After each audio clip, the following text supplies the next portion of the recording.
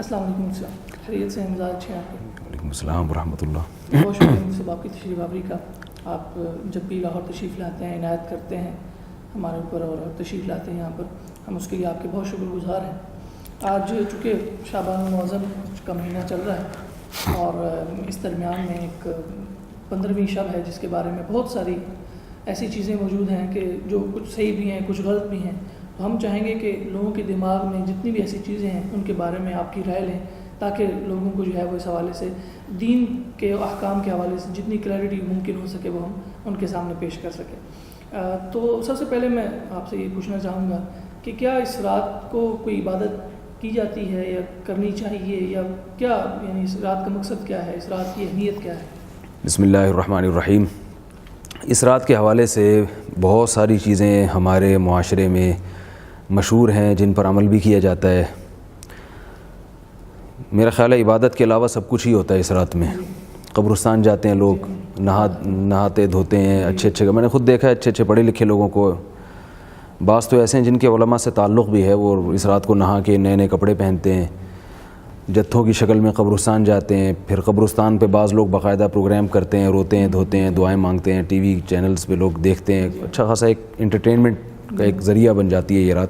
حلوے بھی پکائے جاتے ہیں، بھجوائے بھی جاتے ہیں، کھائے بھی جاتے ہیں، چراغاں کیا جاتا ہے۔ تو میں ایک نمبر کو میں انشاءاللہ ترتیب سے بتاؤں گا، تاکہ کیونکہ یہ موضوع بہت زیادہ لوگ اس میں دلچسپی لیتے ہیں اور کالز بہت آتی ہیں لوگوں کی اس حوالے سے، اور بہت افراط و تفریط کا ایک ماحول بنا ہوتا ہے ہمارے ہاں۔ دیکھیں، اس رات میں پٹاخے پھوڑنا، حلوے پکانا یا چراغاں کرنا یا نہانا دھونا اور اچھے کپڑے پہننا، اس کے پیچھے جو تصور ہے وہ یہ ہے کہ یہ رات گویا کہ ایک تہوار ہے۔ تو میں اس کے غلط ہونے پر 2 دلائل دوں گا۔ پہلی دلیل تو یہ کہ تو کسی روایت سے کوئی موضوع من گھڑت روایت بھی نہیں ہے جس میں کوئی حلوے پکانے کا ذکر ہو یا کسی صحابی نے کچھ اچھی چیز پکائی ہو اس رات میں، تو یعنی کوئی روایت تو ہونا، تو ضعیف اور صحیح ہونا تو بات کی بات ہے نا، کوئی ہے ہی نہیں، اسلاف کا کوئی عمل ہے ہی نہیں، نہ نہانے دھونے کا نہ کپڑے پہننے کا۔ دوسری بات یہ کہ اسلام میں جتنے بھی تہوار ہیں وہ دن کی روشنی میں منائے جاتے ہیں۔ غیر مسلموں کے تہوار رات میں ہوتے ہیں۔ عیسائیوں کی آپ کرسمس دیکھ لیں، وہ رات کو شروع ہوتی ہے، رات کو وہ نہاتے دھوتے ہیں اور جو کچھ بھی انہوں نے وہ اس تہوار میں کرنا ہوتا ہے۔ مسلمانوں کے تہوار دن کی روشنی میں ہوتے ہیں۔ عید الفطر کو آپ دیکھ لیں، عید الاضحیٰ ہے، جمعہ کا دن خود ایک تہوار ہے، یعنی ایک عید قرار دیا گیا اس کو، وہ بھی دن کی روشنی میں ہوتا ہے، خطبہ اور نماز۔ اور اس کی ایک لاجک بھی ہے کہ جب آپ خوشی رات کے وقت مناتے ہیں تو رات کا وقت ایسی چیز ہے جو آپ کو گناہوں کی طرف لے کے جاتی ہے۔ یعنی رات کا جو ٹائم ہے نا، عید میلاد النبی کے حوالے سے بھی ہم لوگوں سے یہی بات کہتے ہیں کہ جو عید میلاد النبی مناتے ہیں تو وہ بھی دیکھیں آپ رات کو مناتے ہیں، وہ کیونکہ چراغاں دن میں ہو نہیں سکتا، چراغاں رات کو ہوتا ہے، اور اسلامی تہوار رات کو نہیں ہوتے، اسلامی عید رات کو نہیں ہوتی، دن میں ہوتی ہے۔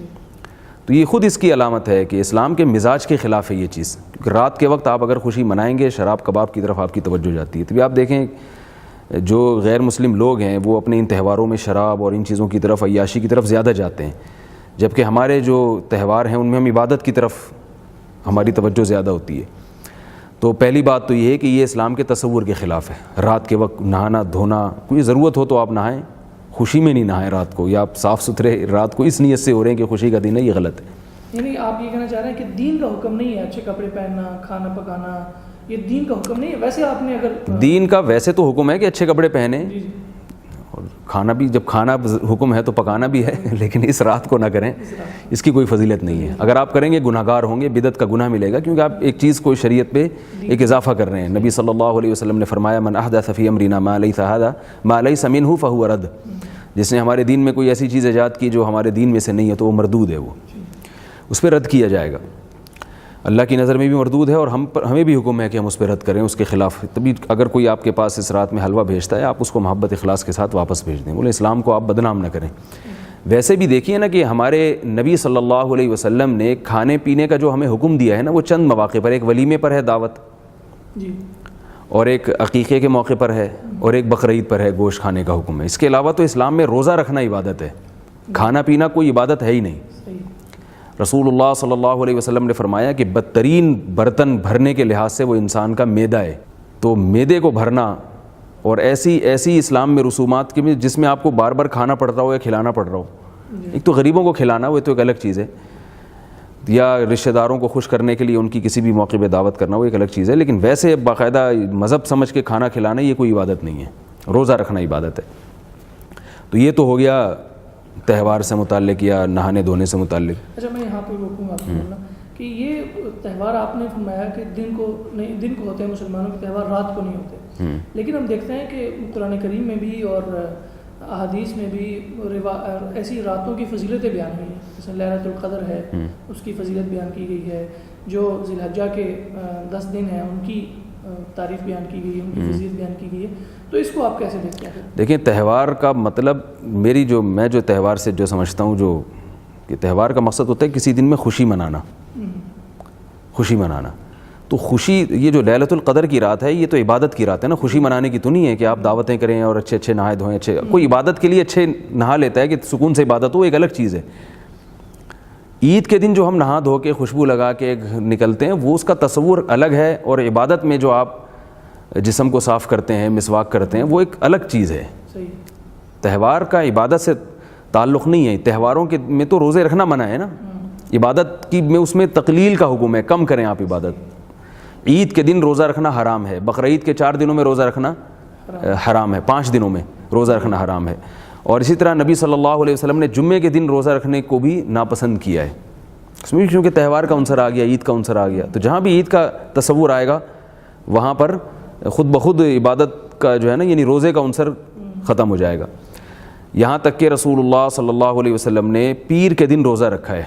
یہاں میں لوگوں کو ایک بات کہتا ہوں کہ اگر آپ صلی اللہ علیہ وسلم کا ولادت کا دن یہ تہوار ہوتا یا اسے باقاعدہ ہمیں سیلیبریٹ کرنے کا حکم ہوتا تو آپ پیر کے دن روزہ نہ رکھتے۔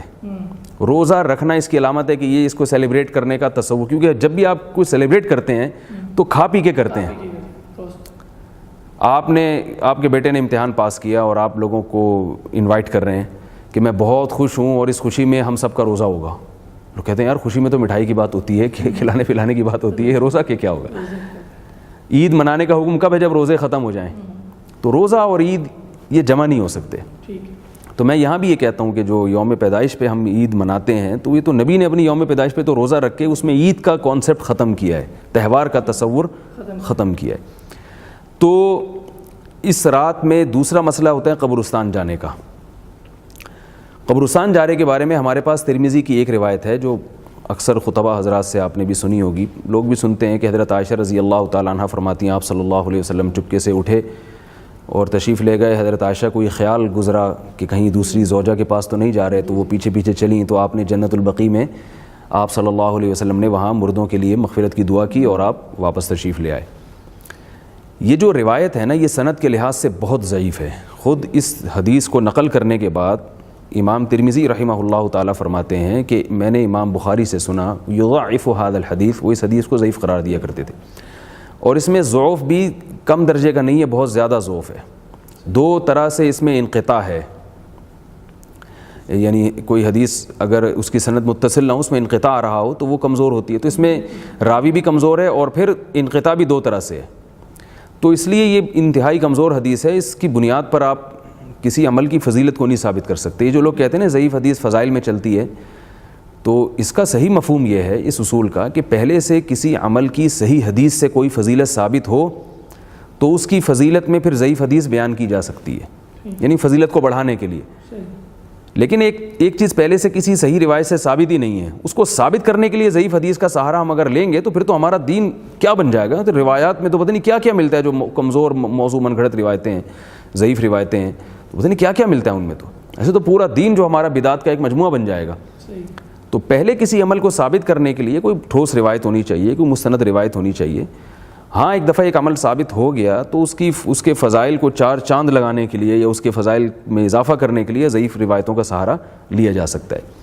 تو قبرستان جانے کے بارے میں پہلی بات کیا ہوئی کہ یہ روایت صحیح نہیں ہے۔ دوسری بات یہ کہ اگر آپ فرض کر لیں کہ یہ روایت صحیح ہے، یا آپ کہیں کہ نہیں ضعیف حدیث فضائل میں چلتی ہے اور آپ اس اصولی پر عمل پیرا ہوں اور آپ کہیں فضیلت ثابت بھی ہو سکتی ہے ضعیف حدیث سے، تو میں یہ عرض کرتا ہوں کہ نبی صلی اللہ علیہ وسلم نے جو کام کیا، صحابہ نے اس میں آپ صلی اللہ علیہ وسلم کو اگر فالو نہیں کیا تو یہ خود ایک اصول ہے کہ یہ چیز نبی صلی اللہ علیہ وسلم کی خصوصیت تھی۔ جیسے حدیث میں آتا ہے کہ صحیح حدیث ہے کہ دو شخص کو عذاب قبر ہو رہا تھا, آپ صلی اللہ علیہ وسلم نے ایک شاخ لگا دی قبر کے کنارے پر اور فرمایا کہ جب تک یہ شاخ تر رہے گی ان کو قبر کا عذاب نہیں ہوگا. لیکن قبر کے عذاب کو ختم کرنے کے لیے ہم دیکھتے ہیں کہ اسلاف میں یہ عمل نہیں تھا, صحابہ کرام میں یہ عمل نہیں تھا کہ وہ شاخ لگایا کرتے تھے قبر کے کنارے پر, کہیں بھی نہیں ہے. کیا اس سے کیا معلوم ہوتا ہے کہ یہ نبی صلی اللہ علیہ وسلم کے ساتھ خاص تھا. مشرکین مکہ صحابہ کرام کے بارے میں یہ طعنہ دیا کرتے تھے کہ لو کان خیرا ما سبقونا الیہ, اگر اسلام میں کوئی خیر ہوتی تو یہ لوگ ہم پہ پہل نہ کرتے. ظاہر غلط کہتے تھے, تو ہم اس کو بالکل الٹ کر دیتے ہیں. لو کان خیرا لسبقونا الیہ, اس رات قبرستان جانے میں اگر کوئی خیر ہوتی, وہ تو کہتے تھے لا سبقونا, صحابہ سبقت نہیں کرتے, ہم کہتے ہیں لسبقونا, یقیناً سبقت کرتے وہ. تو اس رات میں اگر قبرستان جانا سنت ہوتا تو حضرت ابو بکر تو جاتے, حضرت عمر جاتے, حضرت علی جاتے, حضرت عثمان جاتے, اور یہ صحابہ کرام کی ایک جماعت ہوتی جو جاتی, کوئی بھی نہیں گیا. تو اگر اس کو صحیح مان لیا جائے تو یہ نبی صلی اللہ علیہ وسلم کی خصوصیت ہوگی. تیسری بات, اس رات رسول اللہ صلی اللہ علیہ وسلم اگر قبرستان گئے ہیں مان لیں, تو دیکھیں نبی صلی اللہ علیہ وسلم نے جو عمل جن کیفیات کے ساتھ کیا اس عمل کا انہی کیفیات کے ساتھ کرنا سنت ہوگا. اس میں اپنی طرف سے آپ اضافہ کریں گے تو وہی سنت بدعت بن جائے گی. اب ہم دیکھتے ہیں کہ نبی صلی اللہ علیہ وسلم سے مان لیا جائے, فرض کر لیا جائے کہ قبرستان گئے ہیں تو پوری زندگی میں ایک دفعہ گئے ہیں, اور یہاں پبلک ہر سال جاتی ہے, تو آپ پوری زندگی میں ایک دفعہ چلے ہیں, ہر سال جا رہی ہے. چوتھی بات یہ کہ نبی صلی اللہ علیہ وسلم اگر زندگی میں ایک بار گئے ہیں تو چپکے سے گئے ہیں. حضرت عائشہ کو بھی علم نہیں ہوا تھا, حضرت عائشہ کو بھی, جو حدیث کے الفاظ ہیں, آپ صلی اللہ علیہ وسلم چپکے سے گئے اور رات کے اندھیرے میں مغفرت کی دعا کر کے واپس آ گئے. ہمارے ہاں چپکے سے نہیں جاتے, پورے جتھوں کی شکل میں نہا دھو کے خوشبو لگا کے, مرد حضرات بھی اور خواتین کی بھی ایک بڑی تعداد پہنچی ہوئی ہوتی ہے. اور یہ کون سی حدیث ہے بھائی؟ یہ تو نہ کسی ضعیف ہے نہ کسی صحیح حدیث ہے. تو میں لوگوں سے کہتا ہوں کسی کے پاس دل گردہ ہے تو کسی ایسے قبرستان میں جہاں کوئی بھی نہ ہو, رات کے 2 بجے آپ چپکے سے جائیں, اور آپ میں اگر اتنا دل ہے کہ زندہ واپس آ جائیں تو صبح آ کے اپنا یہ قصہ لوگوں کو بتا دیں. تو اس طرح سے تو آپ عمل کر سکتے ہیں. 2 چیزیں بیان فرما دی, ایک تو فرمایا کہ یہ تہوار نہیں ہے اسلام کے حوالے سے, اور دوسرا یہ فرمایا کہ اس قبرستان جانے کی بھی کوئی حقیقت نہیں ہے, اس کو دین کا حکم نہیں سمجھنا چاہیے. جی, تو پھر یہ ہے کیا؟ یعنی ایسا تو نہیں ہے کہ پہلے تو میں پہلے وہ بتا دوں جو چیزیں نہیں ہیں, ٹھیک ہے نا, کیونکہ اس میں زیادہ تر چیزیں وہ ہیں جو نہیں ہیں, پھر میں اس طرف آؤں گا کہ ہے کیا. ایک اور اس میں یہ ہوتا ہے کہ یہ کہا جاتا ہے کہ اس میں قرآن مجید کا نزول ہوا ہے. قرآن نے بالکل 2 ٹوک لفظوں میں یہ بات بتا دی ہے. 2 آیتیں قرآن کی آپ کے سامنے پڑھوں گا, بلکہ 3 آیتیں میں. ایک تو ایک شہر رمضان الذی انزل فیہ القرآن, فرمایا قرآن کا نزول رمضان میں ہوا ہے. دوسرا سورہ دخان میں ہے انا انزلناہ فی لیلۃ مبارکۃ, ہم نے اس قرآن کو لیلۃ مبارکہ میں نازل کیا. تیسری سورہ قدر میں ہے انا انزلناہ فی لیلۃ القدر, ہم نے اس قرآن کو لیلۃ القدر میں نازل کیا. ان تینوں آیتوں کو ملائیں تو بالکل بے غبار طریقے سے یہ بات سامنے آتی ہے کہ قرآن کا نزول لیلۃ القدر میں ہوا ہے. اگرچہ بعض حضرات نے تطبیق کی کوشش کی ہے کہ آسمان دنیا تک لیلۃ القدر میں آیا اور پھر شب برات میں, یا جس کو لیلۃ البرات کہا جاتا ہے, اس میں جناب 15 شعبان, یہ تکلف ہے. تو ہم قرآن کو اپنے ظاہر سے کیوں پھیریں جبکہ ہمارے پاس کوئی اس کے خلاف کوئی صحیح روایت بھی نہیں ہے. 15 شعبان میں جو قرآن کے نازل ہونے کے دلائل ہیں وہ بہت کمزور ہیں. کوئی ایک صحیح حدیث بھی نہیں ہے جس میں آتا ہو کہ 15 شعبان میں قرآن کا نزول ہوا ہے. اچھا, لیکن مولانا آپ نے جو 3 آیات تلاوت فرمائی ان میں سے 2 میں تو رمضان کا ذکر ہے کہ شاید اس میں رمضان میں نازل ہوگا, اور دوسرے میں لیلۃ مبارکہ. یعنی اس میں ایسا ذکر تو نہیں ہے کہ کہیں منع کیا گیا, یہ کہا گیا کہ شب برات میں نازل نہیں ہوا. جس طرح قرآن باقی پوری 23 سالہ زندگی میں نازل ہوا ہے تو ممکن ہے شب برات میں بھی نازل. دیکھیں, آپ کہتے ہیں کہ آپ کسی شخص کے آنے کی ڈیٹ بتا دیتے ہیں کہ وہ فلاں شخص میرے پاس 3:05 پہ آیا. تو اب آپ یہ اشکال کریں کہ اس میں یہ تو نہیں ہے کہ 4:06 پہ نہیں آیا. تو بھائی جب 3:05 پہ آیا تو اس کا مطلب 4:06 پہ نہیں آیا وہ. تو جب اللہ تعالیٰ بتا رہے ہیں کہ اس رات میں نازل ہوا تو اس کا مطلب ہے کہ اس رات کے علاوہ میں نازل نہیں ہوا. ہاں, یہ جو آپ کا سوال ہے کہ 23 سال میں تو تدریجاً نازل ہوا ہے, تو وہ جو تدریجاً جو نازل ہوا ہے نا, وہ تو پھر اس سال اس رات کی کیا خصوصیت ہے؟ وہ تو اور بہت ساری راتیں ہیں جن میں ہوا, بہت سارے دن ہیں جن میں ہوا, بہت سارے مکان ہیں, علاقے ہیں جن میں ہوا نازل. تو پھر اس کی کیا فضیلت ہو گئی؟ وہ تو کبھی آپ صلی اللہ علیہ وسلم کو کچھ آیتیں مدینہ میں نازل ہوئیں, کچھ مکہ میں نازل ہوئیں, کچھ طائف میں نازل ہوئیں, تو وہ تو ہو ہی رہی ہیں. اس کی کیا فضیلت ہوئی؟ یہاں نزول سے مراد یہ ہے کہ نزول کی ابتدا کب ہوئی ہے یا آسمان دنیا پر کب آیا، تو وہ لیلۃ القدر میں آیا ہے، وہ لیلۃ البراء میں نہیں آیا۔ ایک اور اس میں یہ کہا جاتا ہے کہ تقدیر کے فیصلے کیے جاتے ہیں، تو یہ بھی قرآن میں بہت واضح اللہ نے بیان کر دیا، انا انزلناہ فی لیلۃ القدر، قدر کی رات، قدر کہتے ہیں اندازہ ٹھہرانے کو، تقدیر یہ قدر ہی سے تو نکلا ہے۔ اور تنزل الملائکۃ والروح فیہا باذن ربہم من کل امر، اللہ فرماتے ہیں اس میں فرشتے اللہ کی طرف سے ہر قسم کے فیصلے لے کے نازل ہوتے ہیں۔ سورۃ دخان میں بھی اللہ نے فرمایا فیہا یفرق کل امر حکیم، وہ رات جس میں قرآن نازل ہوا اس میں تمام حکمت والے فیصلے کر دیے جاتے ہیں۔ تو اللہ تعالیٰ نزول قرآن کی رات میں یہ سارے فیصلے کرتے ہیں تقدیر کے، اور نزول قرآن کی رات کون سی ہے؟ قرآن نے صاف بتا دیا وہ لیلۃ القدر ہے۔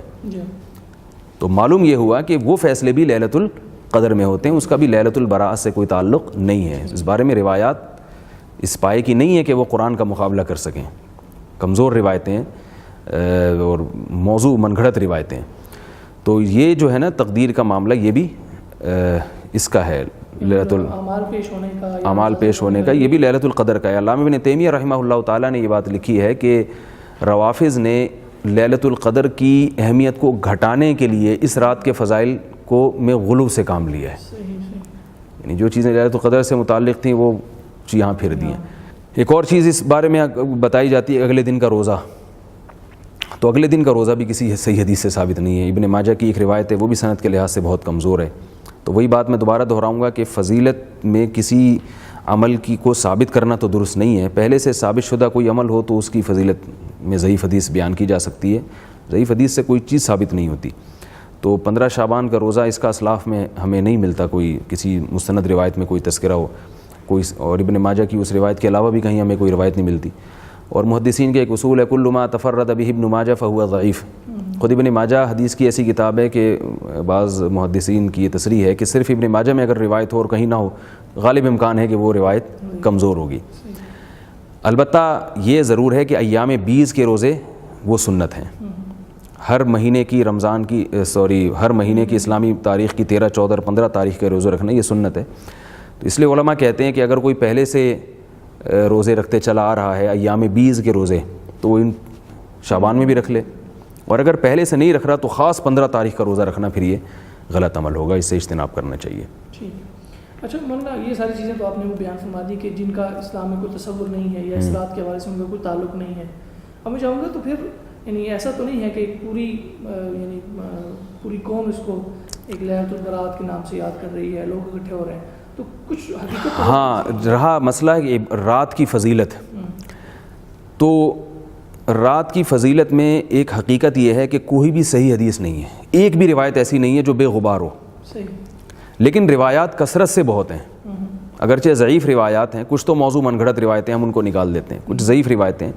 تو محدثین کا ایک اصول ہے کہ اگر ضعیف روایتیں جو بالکل ہی بہت زیادہ جن میں ذوف نہ ہو، ان کی کثرت اگر ہوگی تو وہ روایت درجہ حسن تک پہنچ جائے گی، اور حسن حدیث بھی مقبول ہوتی ہے۔